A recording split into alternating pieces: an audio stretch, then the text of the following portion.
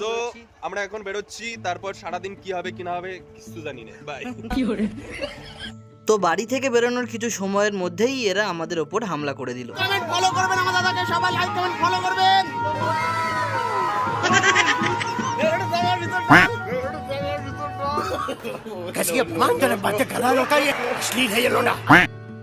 আর এইদিকে রং খেলতে খেলতে এই ছেলেটার সম্মান নিয়ে সবাই খেলে দিয়েছে। समझ रहे हो आप समझ रहे हो? তারপর ও যাতে সমাজে মুখ দেখাতে পারে তাই ওর মুখটা ধোয়াতে কলে নিয়ে আসলাম। তারপর দেখা হলো ভাইদের সাথে। বাড়ি থেকে বেরোনোর কিছু সময়ের মধ্যেই হয়ে গেছি। A few moments later. বাচ্চা ব্যাটালিয়ান ভিজে দিয়েছে রাস্তায় পুরো। দেখো ছেলে পিলে আর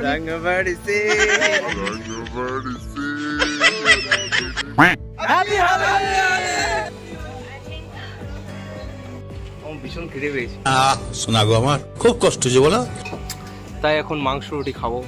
ভাগুড়ে বিশ্বাস এখন কি করে? ঠাকুরে আমি একা না, এও আছে। আঙ্কেল আন্টিরা রং খেলছে।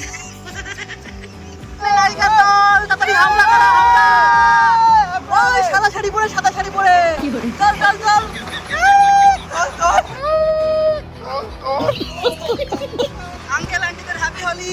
আন্টি কাকে বললি বে? ওরু হাই দাও। হাই।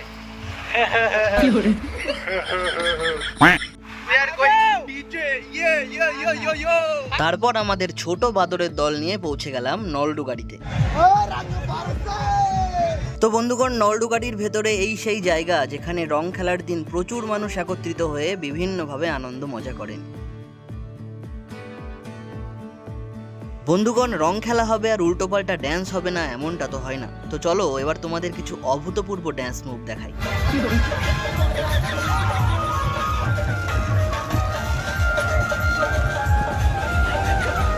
নাচ করতে কাকারাও কিন্তু পিছিয়ে ছিল না। হ্যাঁ, একটু স্লো মোশনে নাচলেও কাকারাও কিন্তু হেভি নাচছে। তো ওখানে কিছুক্ষণ মজা করার পর আমরা আবার বেরিয়ে পড়লাম। মানে এরকম ওকেশনের দিন বেরোলে সব মেয়েদের সুন্দর লাগে। মানে সবাই সাজাগুজি করে আসে, সবার মনে হয় তো ऐसे कुछ ज्यादा नहीं हो गया। তো তারপর আমরা রওনা দিলাম। তো প্রায় 1 ঘন্টা গাড়ি চালানোর পর আমরা হঠাৎ এটা জানতে পারি যে আকাইপুরের অনুষ্ঠানটা আজ রাস্তায় এসে জানতে পারলাম বন্ধ হয়ে গেছে। জল খেতে একটা দোকানে গিয়ে দেখি সামনে জিলেপি, কিন্তু টাকার অভাবে খেতে পারছিলাম না।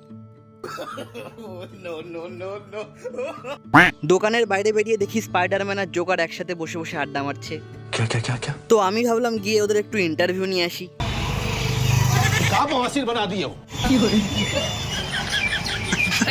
একটু জোকারের মতো চোখ মুকুলটা।